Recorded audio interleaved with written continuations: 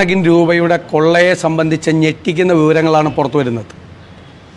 യാതൊരുവിധ നടപടിക്രമങ്ങളില്ലാതെ 1600 കോടി രൂപയുടെ പർച്ചേസാണ് കോവിഡ് കാലത്ത് നടത്തിയത്.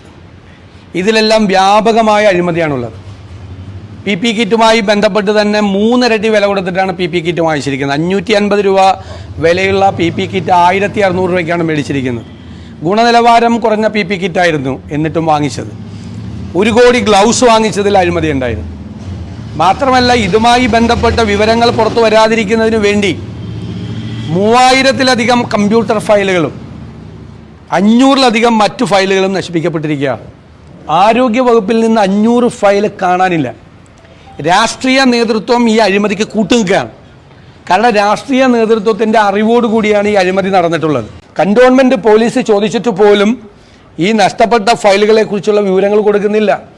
അഴിമതിയുമായി ബന്ധപ്പെട്ട കമ്പ്യൂട്ടർ ഫയലുകളും അതുപോലെ മറ്റു ഫയലുകളും എങ്ങനെയാണ് നശിപ്പിക്കപ്പെടുന്നത്, എങ്ങനെയാണ് ഈ ഫയലുകൾ കാണാതെ പോകുന്നത്? അപ്പോൾ കോടികളുടെ അഴിമതിയാണ് ഇതിൻ്റെ പുറകിൽ നടന്നിട്ടുള്ളത്. അതിനെക്കുറിച്ച് അന്വേഷണം നടത്തണമെന്ന് ഞങ്ങൾ ശക്തിയായിട്ട് ആവശ്യപ്പെടുകയാണ്.